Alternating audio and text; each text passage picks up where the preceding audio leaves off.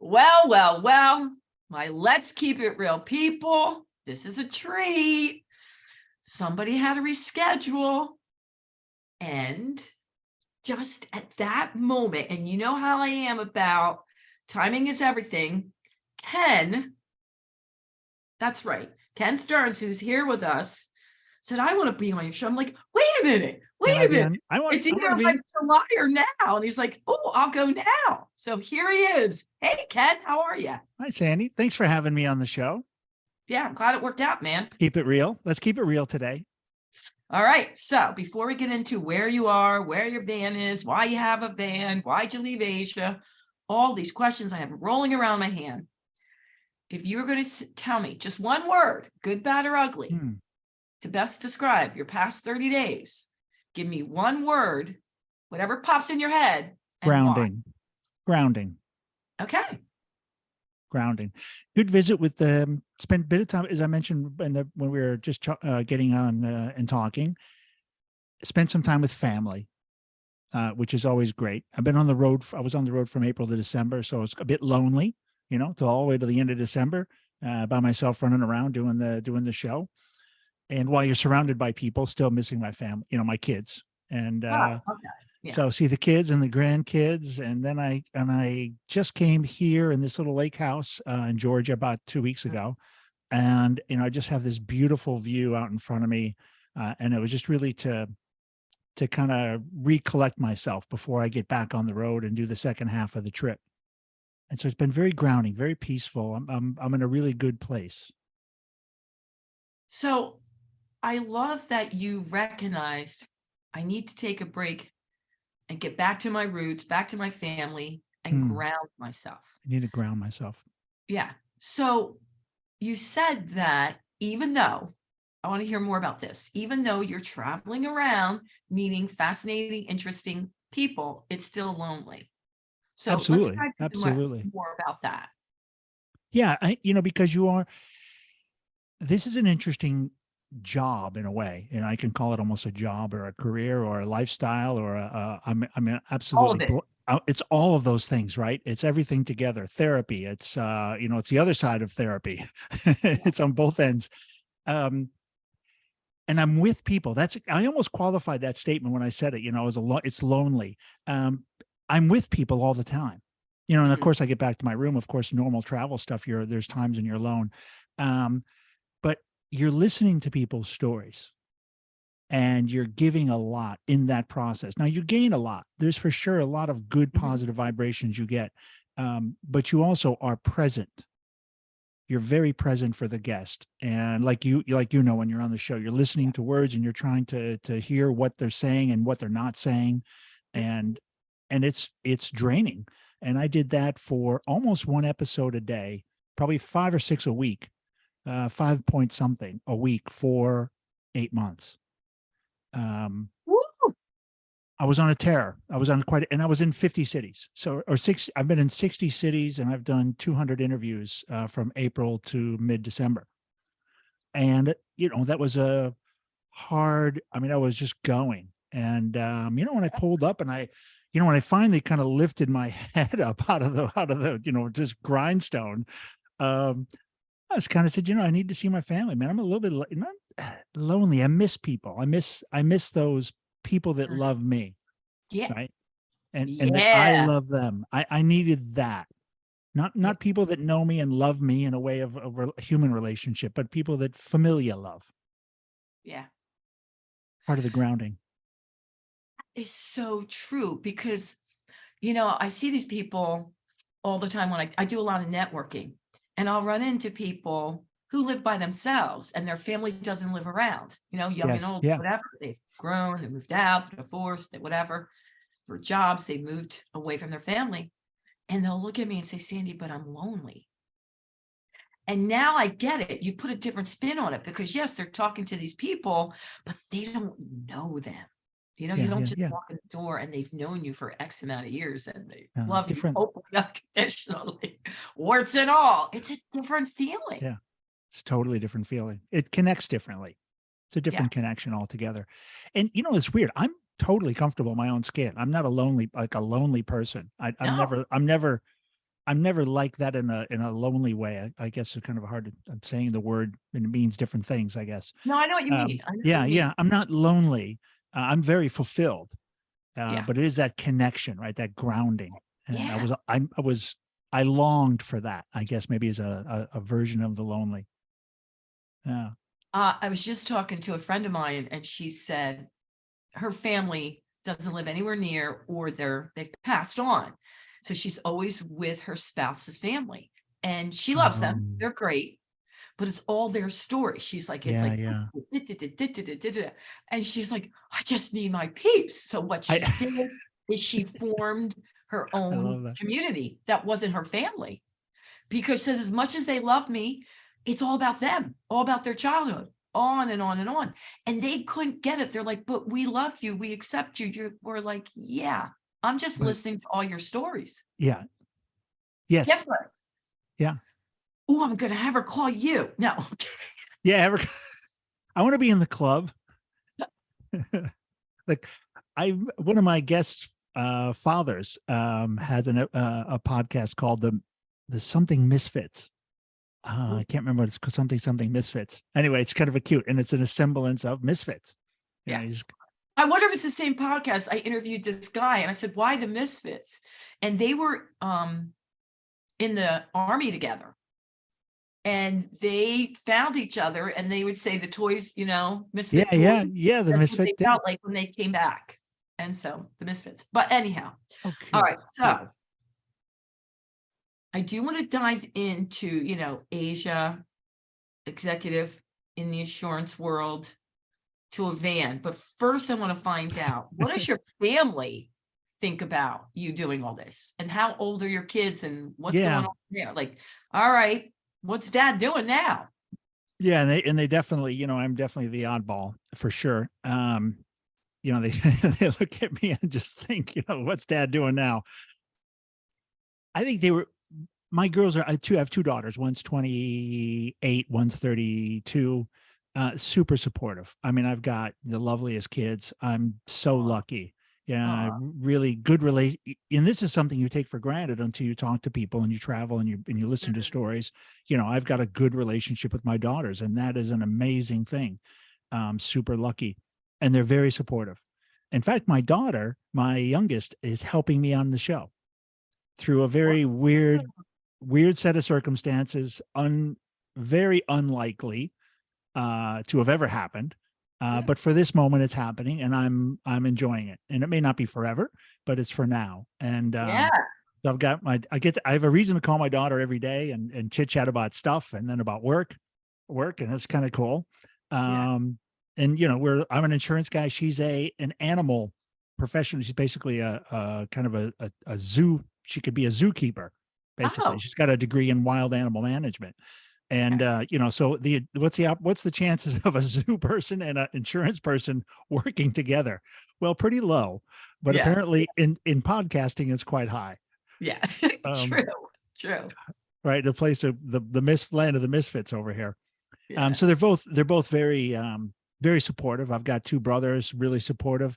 I'm staying at my sister's place here, and she's just been, she's amazing. She's like, Mhm. spend as much time there as you need. Get your rest, get your, do your writing, do your thinking, whatever you need. Call us. It's just great. I'm really lucky. Friends the All right. same way. They all think I'm crazy though, a little bit I crazy, but they're supportive.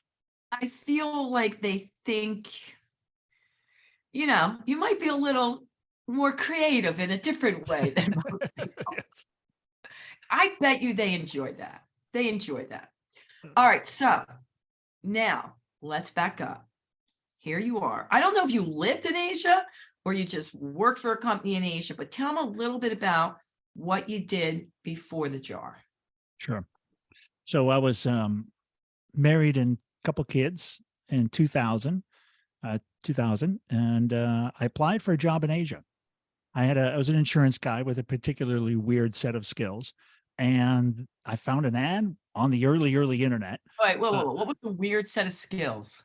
I there's a particular there's a tax law in the U.S. around employee benefits, and so I would approach corporates Mm, And the idea was talk to the HR or the owner to allow us to come and present insurance to staff. And then gotcha. those premiums, if a employee signs up, those premiums are pre-tax payments. So Okay. so your net, it's, you reduce your tax. The employee reduces their tax on something they would probably buy outside. And then the employer also got a tax break. But it was that sell the employer and sell the employee is a kind of a complicated sales Gotcha. process. Yeah. Oh, yeah. And the back end processing of it's quite different than normal insurance sales. So there's quite a bit of complexity added to an insurance company when you sell like this. The training and everything else is a little bit different. So I was pretty successful at that in California, and went out to Asia, moved my family to Hong Kong in 2000. Oh, Hong In Kong. 2001, we moved to Hong Kong, brought the whole family out there, and and and ended up getting divorced after about 10 years. And my And you like kids, Hong Kong? I loved Hong Kong. And No, we they all, didn't like Hong Kong. oh, they loved it. Everybody loved it. Actually, it's a great place to be. And at that time, the city was really vibrant and really great. It was I wanna before. go. I wanna go to Hong Kong. Oh, it's a cool city and a lot of fun, and great place to live. We had a blast. And my kids eventually, of course, emigrated back. They went back to go to school, right? They went to Oh, university and everything okay. else. So I ended Yeah. up kind of staying out there working and working the career. And I ended up moving a bit. So I was in Hong Kong for 12 years. And then I had a opportunity to move to Vietnam, to help run an insurance company there. And then Indonesia. When that ended, they sent me to Thailand. And then I took a job in India. I lived in Mumbai for 1 year. Oh my And goodness. yeah, it was crazy. And then I went back to Vietnam, and I finished my 2 year, almost 3 years in Vietnam during Okay. COVID, You mostly haven't during COVID. Sorry. I've only been to Thailand, so I haven't been to the others. Do you have a favorite? I mean, favorites for different things. I think Thailand's a really great place to go because it's very service minded culturally. The people are very service minded. Oh, The infrastructure is really good for tourism. So if you're going to be a inexpensive. tourist, the pricing is really good relatively. It's quite cheap. And if you want to live there, if you're not going to be a tourist staying in a hotel like a 5-star or name brand hotel, if you're going to downgrade and you get an apartment or something, you want to live there, it's cheap. Mhm. Then it's like cheap. Yeah. Um, but Vietnam for the food, best Asian food on the planet is in Vietnam. I knew It's, you were gonna say that. it's the Oh, best food. and By what about people? Who are your favorite people? Oh, tough. I love them all actually. Oh, they were all good? Yeah.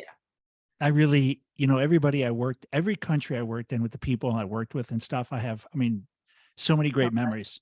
yeah. Secretaries, staff, bosses, um, clients, the customers, and then the You agencies we speak might. English? Oh, sorry. Yeah. Some quite or translation. I mean, a lot of my work, I never really learned any language fluent. I never learned anything to speak locally, outside of the office, just some gibberish. But if we talk to people, a lot of people speak English, but you Yeah. get, the lower socioeconomically less exposure they get. And we use translation. I It's used my quite, phone. I used my and you can phone use your phone. You to can use your phone. Yeah. I mean, for normal street stuff, you use your phone in restaurants and stuff. But when you get into a client situation, you'll have a translator. Although maybe it's probably better to use the phone. You never know. sometimes, sometimes you never know. Well, there's for sure the translation is always subject to interpretation. Yeah. Okay. So now you're in Vietnam enjoying the most amazing food Great food. and And I've been a corporate person for a long time. I've been wearing a tie since I was, 20. Started wearing ties as an intern in school, and I'm getting tired of it, and I'm not sure I can keep going. I'm pretty burned out. I had a now pretty are you crazy there career. by yourself? Because you said your kids went off to school and I'm you I'm divorced. by myself. Yeah, I'm by Yeah. myself. I'm in Vietnam. I've got a nice apartment. I've got a great corporate job, and what am I? And my contract's coming up, It's the end of COVID. My contract's going to come up. And I signed a 2-year deal, and I knew I would probably move companies, and I would sign a contract, and the money would take a while. You're Mm, talking 3 to 5 years before you really see the real results. And then, of course, the money comes with that, assuming you can get the result. So it's, do I stay and I want to be 65 coming home? I'm going to be fried and I'll be a vegetable. When I mhm. come back, I'll be a vegetable, honestly. Yeah. And I had started some intentionally, my jobs over a bit of the time got progressively a little bit easier. I mean, I had some really insane jobs that were literally, 5.5 hours sleep a night and you're working like a maniac. Mm, Um, Crazy jobs, really interesting, but crazy. And the mind, your mind is, there's no room for creativity. There's no room for a Ken. You don't have any personal identity at that point. You're basically drank the Kool-Aid of the company and you are playing a full-time role. Your hat is on, you've got the makeup on, and you are an actor 24/7. mm, Even when I go out, I'm an actor. And but I took a job in Thailand, and that job was very easy, and my creativity was bubbling up. The stuff mm, that I would pour it into corporate needed an exit, and it started popping up in other places.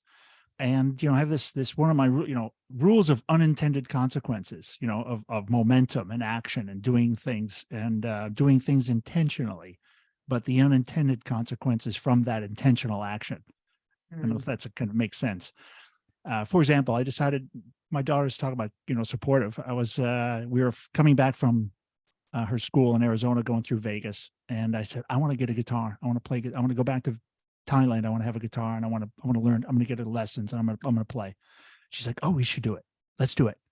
So, like a lot of Yeah. daughters have been like, that stupid dad, you're 54. You're not going to be playing guitar. You're not going to, it's not going to be Little Pink Houses and everything. You're not that guy. And she's like, that's great. Let's do it. Let's go find one. Yeah. And there's a story around when I went in there and we found the guitar. But the fast forward of it is, I found a teacher in Thailand, and I had started writing a book quite some time before. I had 2 books, one Dear Dad and one Dear God, basically letters I would write to my father and ask and just share things that happened in my life. He passed when I was 28. And so I was now, 40 something, I was 50. Yeah. And I had this so many times I would want to call my father, but I couldn't. And there were things. So I started this when I was on the airplanes, I'd write these notes. And then somewhere visiting my mom, who was super faithful, I ended up with this Dear God, so I had this concept of 2 books. So I got this guitar guy, and he's telling me after a couple of lessons, we should write a song. We should write a song. Let's write a song. Now, every week, it was every other week. And finally, I'm like, I have some letters. Let me go pull those out, and let's highlight some songs out. I'm sure there's some chorus. Yeah. I'm sure I can find at least a couple verses. And so Yeah. before I knew it, we wrote a song. A couple weeks. It took about a month. By the time, different Sundays we got together, and we wrote a song, and then we published it, and, got the copyright. I thought, oh, this is all cool. And then I ran out of words because we wrote another song, and then another song. And then I said, shit, this is just like some notes on paper. It's not even a manuscript. So I Yeah. had to pick the book up. And it's weird, there's no decision why I picked Dear God or Dear Dad, but I thought that Dear God would have more powerful lyrics. I don't know why, but I picked up, and I just thought, that probably is going to be better words, I guess. And so I didn't do it for any reason other than that. And I know it sounds goofy, but I ended up really falling in love with the book and the structure of the book and the construct and the idea. And that was actually there was some purpose behind me picking that book. So I'll explain a Yeah. little bit about the construct of the book. It's letters to God. And it's not a religious book. It's a spiritual kind of Yeah. it's a spiritual reconciliation, I could call it.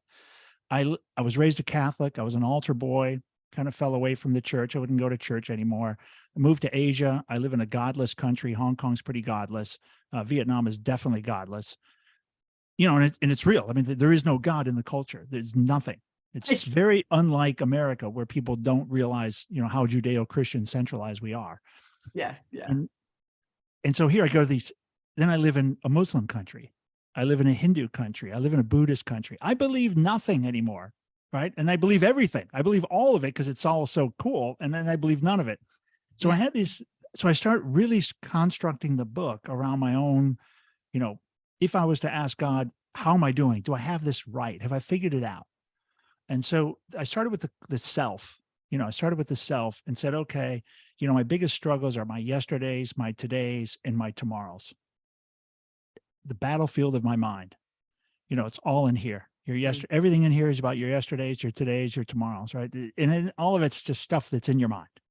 Yeah. And then the book of others, between myself and another person, an individual, and the things that people struggle with, I struggle: acceptance, forgiveness, and compassion. And how can I lead a better life, around managing myself, and then using those tools to not manage, but to be what I am when I face other people, Yeah. have those skill sets. And then kind of a humanity approach was love, karma, treating people like you want to be treated generally, and service, being in service of others. And then the last one was it was God, the book of, the book of you. Because we're all, it's kind of humanity, and there's only one thing left, and that's creation. How did, whether you're wherever you're at on that spiritual spectrum, right? Yeah. Whether you're even in an atheist way, there's still a lot in the book that can help you. And at the end is this last part, which is the dear God part. And it's, it could be prayer, which is mindfulness. It could be prayer, or it could be spiritual, the way you look at life. So it was faith, hope. And hope is such a great word, man. I mean, I've fallen in love with the hope word. And so faith, hope, and prayer, and you call it mindfulness or just meditation, whatever.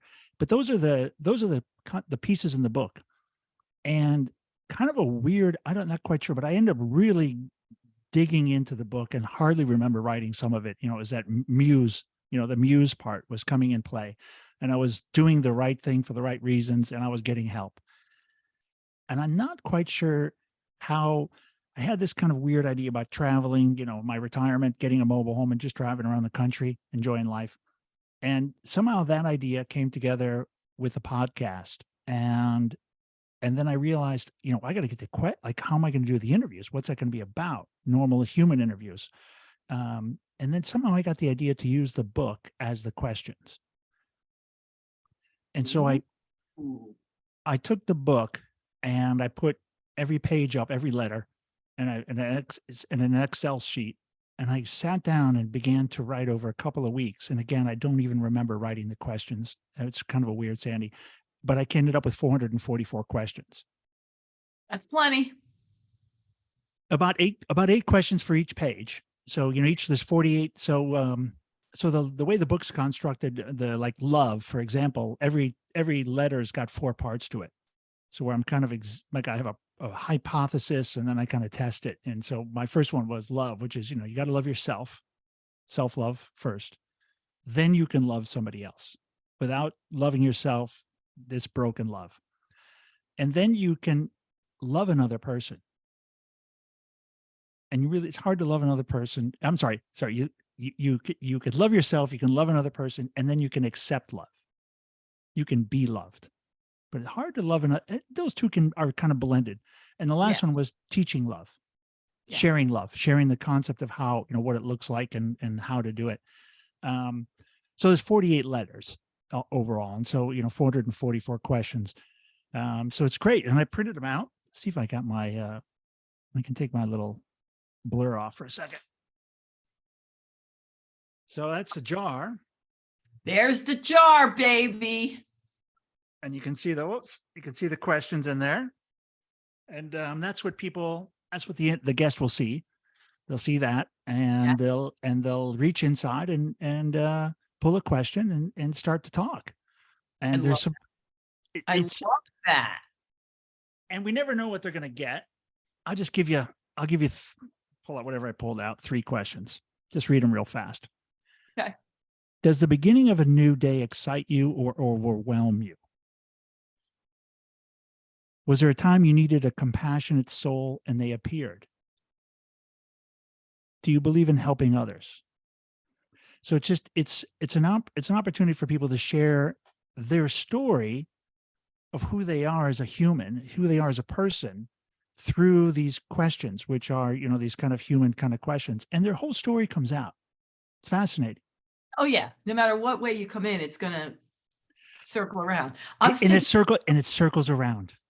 I'm thinking of some people I know that they sometimes they don't want to come on my podcast because I don't have set questions for them. Do you have ever guests go, "You know what you're going to ask me? 1, 2, 3." Do they ever get like, or are they all like chill? Everybody, it's interesting. People come on, and a lot of people don't research much. They accept the show and they come on, and I'm actually quite okay with that, because my show is a little bit about it's about spontaneity, and Obvious. and so people are crazy. They just want it, like, someone's going to listen to me. I'm going to go on that show. I This got is the part where I'm just, people want to be heard so desperately, you're right.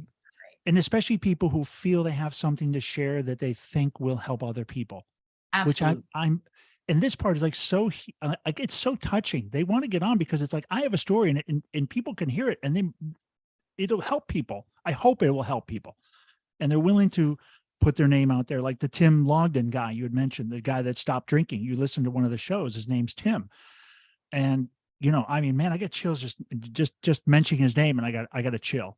I mean, his Mm. story was so powerful. And a guy I just edited this morning, not molested. Molested would be a different version. His was rape, was the word he used, at 4. He was raped at 4? Not Tim, but another guest. I just editing his episode.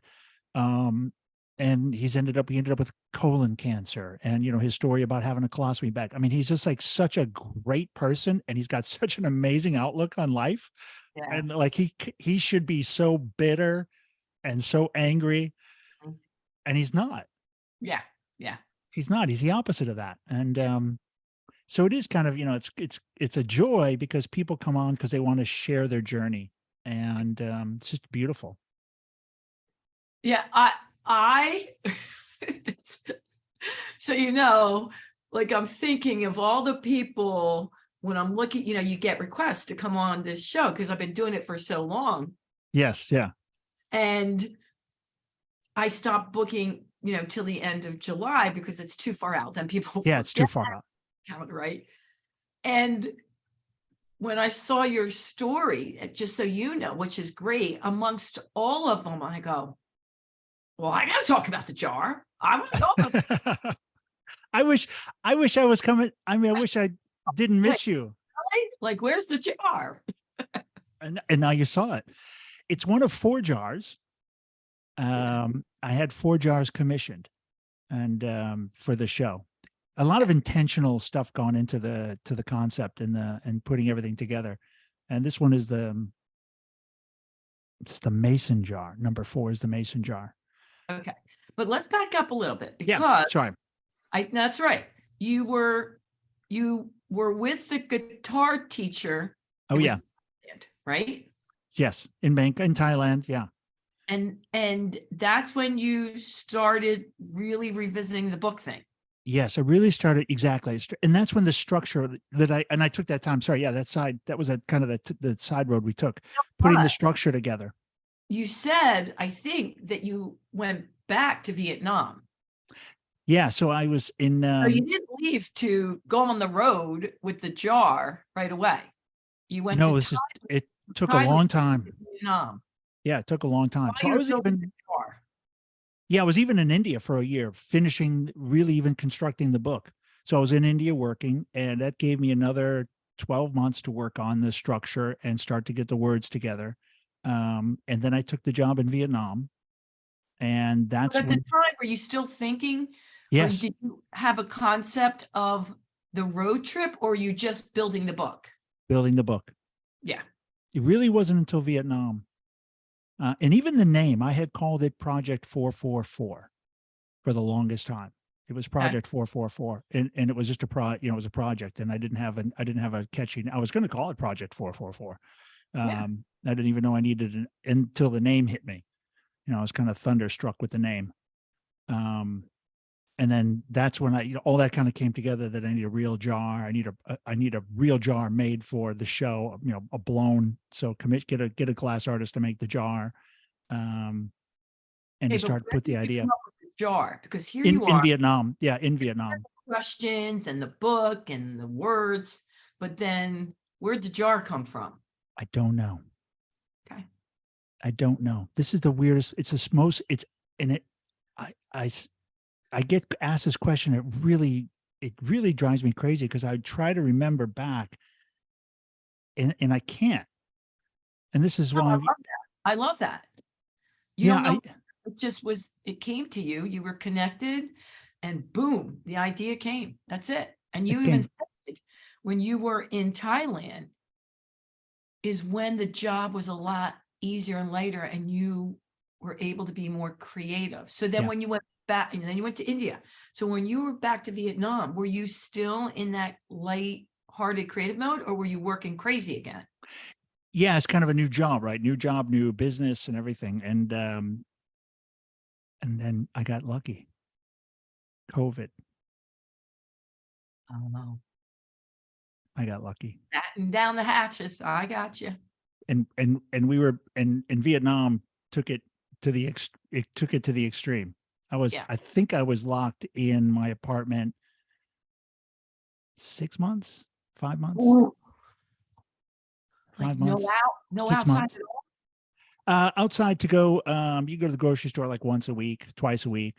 Okay. But there were no people on the street. Like you go on the streets, there were literally nobody on the streets for a couple of weeks. 1 month, we were not allowed out.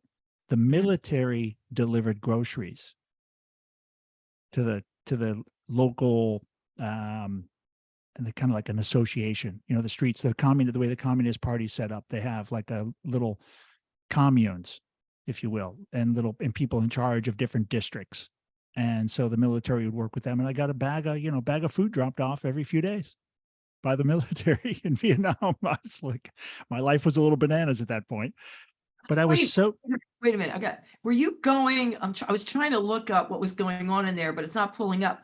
Were you going like stir crazy for humans? Like what oh, it did you was do? banana. Yeah, it was banana. That was a little, I'm a very much a human. Like I like being around people. I'm very human. I'm very communicative. And so Yeah. it was a little bit weird, honestly, because there were no, and the only person I would meet would be my driver. He'd come pick me up there's a while we couldn't even get the car on the road. He picked me up on the motorbike, and he had a special uniform he had absconded somehow, so he could drive around with this little uniform on his bike, and and everybody thought we were like the police or something. It was really great. Yeah. Fancy. Yeah, I've got these pictures of us driving down the road where the presidential palace is, and there's nobody on. It's just us, just Yeah. him and I on this bike. Just some great memories. Yeah. But it allowed me to really, Sandy, to get into that, really get into the mode of focusing on, getting the book done, and then somewhere in there, this jar idea, the tour, putting it together and getting on the road came together, and buying a van, and a lot of the stuff. I don't remember how it all came together, which is a crazy part. No, it's wonderful. And I'm so glad you brought it up. People, are you listening? Because we were just I have to say, in the last month, the people that have been sending in questions over and over again Mm, is they feel, which is why I was so excited to bring you on, is, well, for many reasons, but one of the big ones was they know that they're stuck in this non-creative mode, meaning it's the hustle. They're just going through it's it so hard, right? It's so hard when you're in that.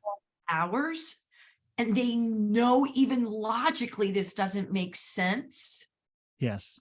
Solution oriented and creative, that you have to be out of that anxiety, fearful, angry mindset, but they don't know how to make the leap. I You know what I mean? my A big leap. it's it's tough, and mine didn't happen overnight, like you said. I mean, I was in Thailand when when I started the process. And I think if you are in a rut and you're listening and you're trying to find a way out, I would suggest, the way out is not over the wall. It's probably under the wall. And I'm and what I listening. yeah, and what I mean by that is, Over the wall, but go yeah, I mean, I had these kind of very intentional. I started some things that were very intentional, Mm, and I wasn't sure where they would lead. And I was okay with that. Like I picked up the guitar and I knew I'm going to give this 2 years. I'm going to get a teacher. And so for me to buy a real guitar, to spend $2,000, I that's a real guitar, dude. I mean, that's a real guitar. consignment for 30, but go Yeah. So if I'm going to do that, and I reward myself. I had a good paycheck, I had a good yeah, bonus, and I'm like, and that's a real guitar. I'm going to buy a real one, and actually, because one of these funny story about when I went in to buy the guitar, this is the universe again telling me I was on the right. Like for me, it was just weird, but not weird. I'm in this store and it's so intimidating. I'm this old fart and I'm walking around this store. I don't even know. I just look at it. They're all beautiful, and I don't know which one I want. And I have no idea which one I should buy. And I'm going to for sure buy the wrong one. That's 100% going to happen. And so I'm walking around looking at, and I'm kind of holding some. And like the dumbest thing is a guy who doesn't, or a person that doesn't know anything about a guitar and holding it. Like, what are you going to do with it? Like, strum it? Like, you don't know anything. And so walking around, I'm like, jeez. And there's this guy, one guy around. I can't get this guy out of my mind. He's about my age, a little bit younger, maybe, but he looks like an old rock star. And he's sitting on these stools and he's picking up different guitars and he's playing them like, a rock star. And it's Yeah, Vegas, so like it could be right. yeah, I don't, yeah. and I don't know faces. It could have been. I mean, who knows? It could have been Jimmy Page. I wouldn't have known. And I went up there and I'm like, hey man, I gotta. Sorry, Bobby, I got a question. This is my situation, and I'm buying a guitar. Like, do you have any recommendations? And he didn't bat an eye. He looks at me, he goes, the red one. I'm like, the red one. He's like, yeah, the one in a crowded room where you're going to look across the room and you're going to, it's going to call you. And Yeah. amongst all the things and people and everything in the house, you're going to see it and you're going to want to hold it. You're not going to want to put it down. Get the red one. And it was like, boom, done. That's the one. Getting the red one. And it turned out to be a bit red, actually, which is a bit funny, but it was weird. It was a great, like this guy was put like the fact that I was brave enough to ask him because I felt like a complete lunatic, a fraud, Yeah, in there. yeah, And it was great. And so I felt really good that I bought the right one. But it was this intentional, back to the point of being intentional about some things and not knowing the outcome, but yeah, knowing they're good for me, they're personal development things. There are things I'd be proud to do, things I want to do. And I think if a guest is trying to find a way out, my suggestion would be do 2 or 3 things that are new, that are different, and you can be intentional about it and put some, a marker, like I'll quit in this time, like in 2 years, I'll quit. And that was my thing. I'll go yeah. and it'll suck for 2 years. I know it will. And if at the end of 2 years, I'm still going, okay, then I'm okay. Then it's okay. If not, I'll sell the guitar and there'll be no tears lost. I tried, and I'll have no regrets when I'm 70. Yeah. I was just listening to another podcast that I love, and the guys were saying, okay, let's say you're not sure about this. You're not totally in, or you don't have that belief system. You're saying, do little things. Little Like, as, like yeah, you said, do little things to build up your faith, your belief, and go, wow, wow. And it will lead over and over again. You don't have to just say, I'm quitting my job today. no, Take don't do that. no money. Like, you didn't quit your job. You were doing the guitar and creating on the side Get, while it was being revealed to you.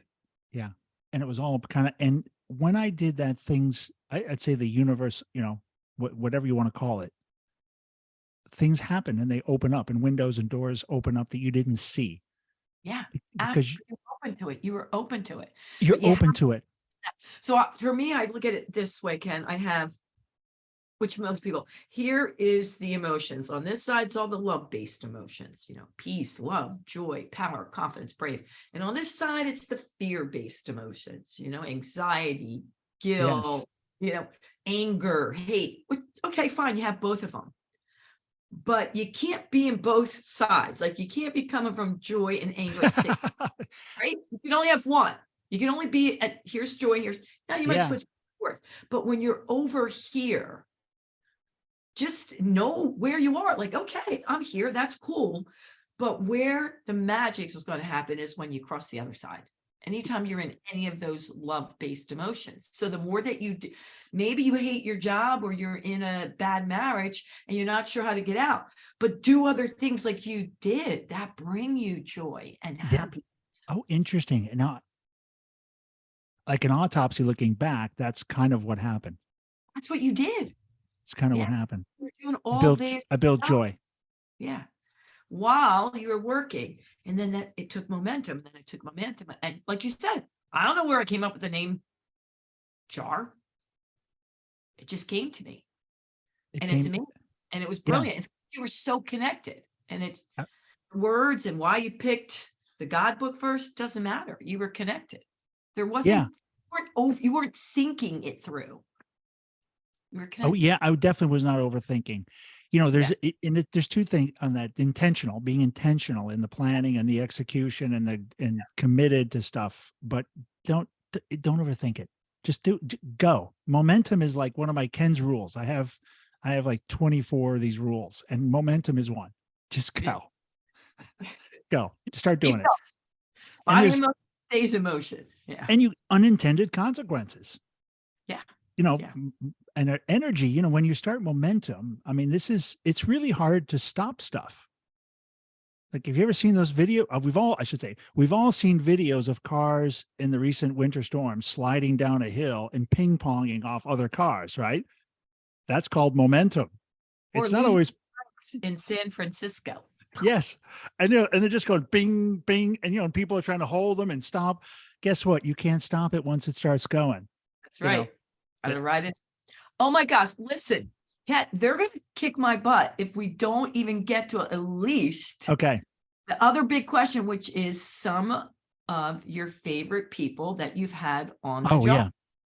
They're gonna kick my butt. They're gonna be like, wait a minute. Okay, we did that, but let's go to the people from around the country.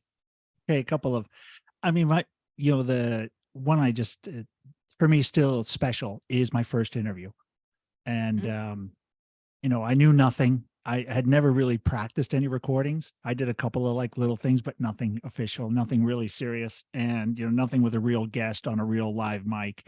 And Pastor Carl, a good friend of mine from college, referred me to his pastor. And he's a great interview. He grew up an atheist. Mhm. And just his story is just, and he, because he's a clergy guy, the way that they answer the questions, right? They lay this foundation and they Mhm. build up the pylons and they put a roof on it, and it's just the They're way great it's just storytellers. Yeah, they're great storytellers. absolutely. And the questions were just so, for me, for someone to reach into the jar and to blow through these questions like that, and the way he was answering them, I was just like, wow, this is so amazing. Like, even I Yeah. was kind of going, I was starstruck with his eloquence. And he was such a great person. He was such a great person. And then What city was that? Where was that he was from? I started in Olympia, Washington. Okay. So I'm doing 111 cities and 444 guests. And so I started in the Pacific Northwest, and I went across to Maine, down the East Coast, and I'll go down south. I'll go to Florida, and then I'll go back west. Mhm. So Carl was great. Carl was great, and I think Tim is a good one to mention. Again, Tim logged in, which you listened to the beginning of that, and we talked briefly about it, and just, I mean, what a great guy.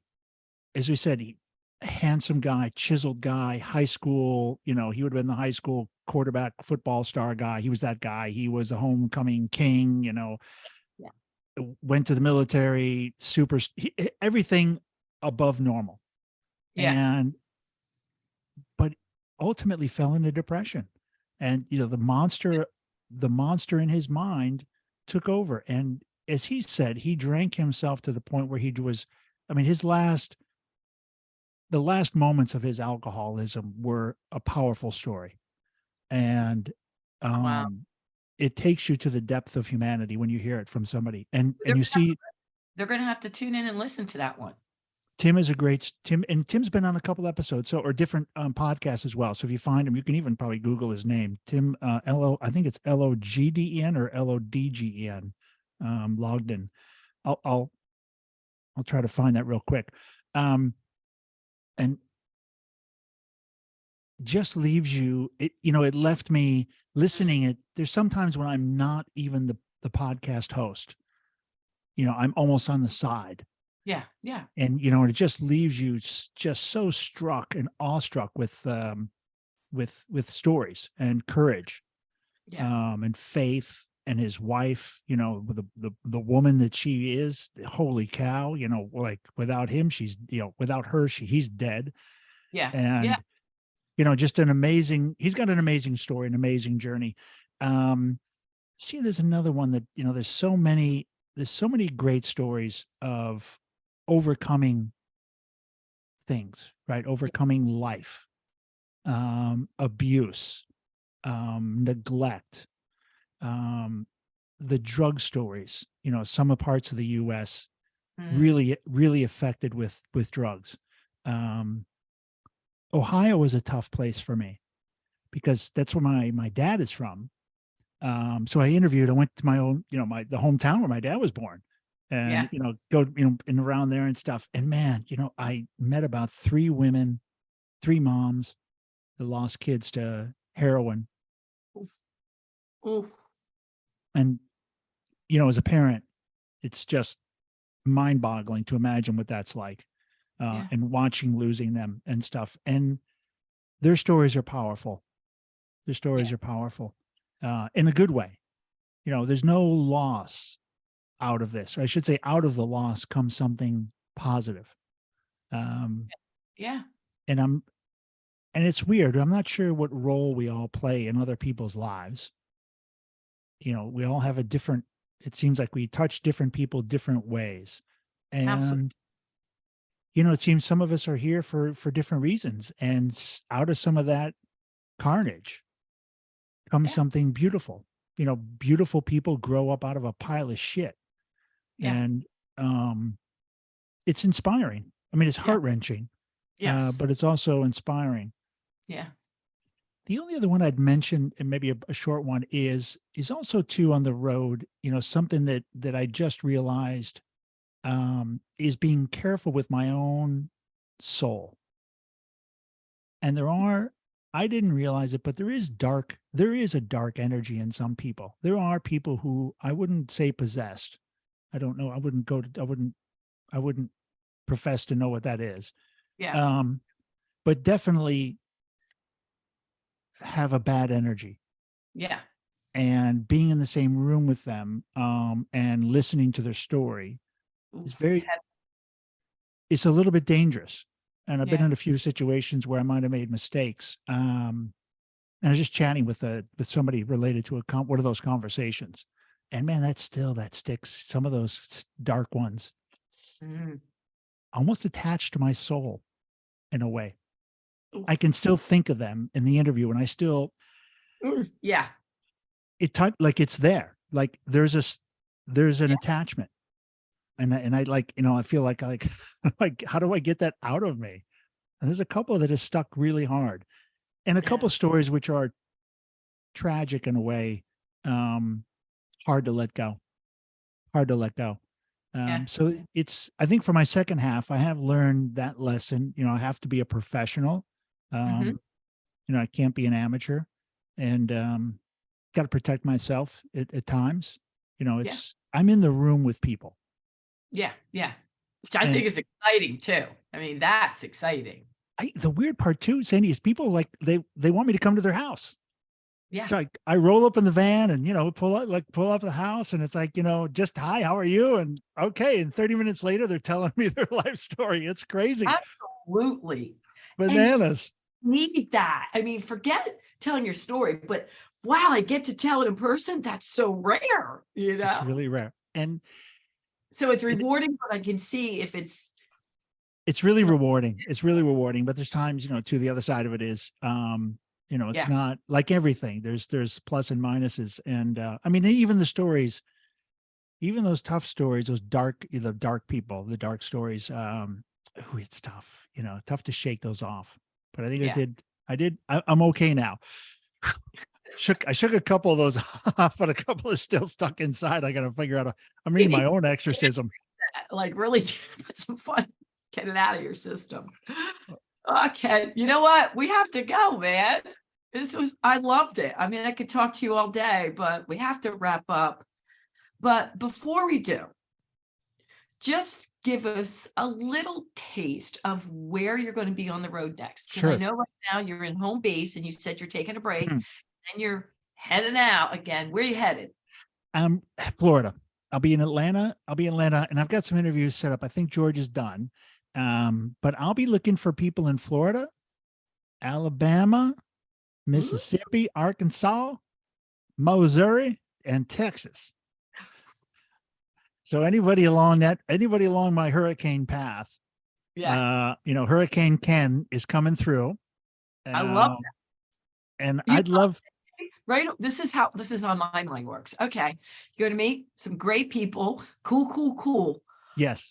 Man, he's going to experience all the different food. Because the first thing I would go and be like, okay, what Oh, restaurant is the best this? What restaurants? That's what I I do live my life. I'm a total foodie, and it has been a great joy to be back in America and eating some American food and eating all the different, back to all the different foods after eating all kind of weird stuff and stuff I didn't, really want to eat at times and stuff. I have eaten some strange stuff, Sandy, and I'm happy to have a burger and a hot dog sometimes. yeah, but what I would be like, okay, I'm in this town. Now, where do they have the best chili or the hamburger, a Yeah. hot dog? And I love that people want to tell you, go Oh to that yeah. club down the road. And you're like, This a yes. bet they always give me the great recommendations. Yeah. Yeah. I don't Lobster Maine was still was a win for me. I crushed the lobsters in Maine. oh, lobster roll.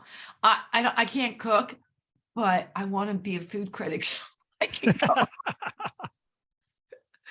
just talk to the people and eat the food. All right. Ken, I'm thank you for coming on the show. My Let's Keep It Real people. Come on. We kept it real. You're going to want to We share did. it, get rated. Ken and I will really appreciate that. And you know what I'm going to say. Until next time, thank you, Ken. And toodles. Peace, everybody. Be good. Be a good human.